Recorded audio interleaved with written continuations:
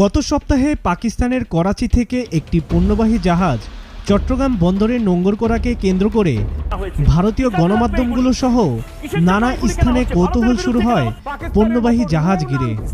আবার সেই অস্ত্রবাহী জাহাজ তার অস্ত্রের ঝনঝনা জানিয়ে বিশেষ করে চিন্তার ভাঁজ পড়ে ভারতের। পরে দেশের গণমাধ্যমগুলোতে প্রকাশ পায় কন্টেনারগুলোতে ফেব্রিক্স, চুনাপাথর, আলু, পেঁয়াজ সহ আরও নিত্য প্রয়োজনীয় পণ্য ছিল। গতকাল বাণিজ্য উপদেষ্টা শেখ বশিরউদ্দিনের সঙ্গে সচিবালয়ে বৈঠক করেন পাকিস্তানের হাই কমিশনার সৈয়দ আহমদ মারুফ।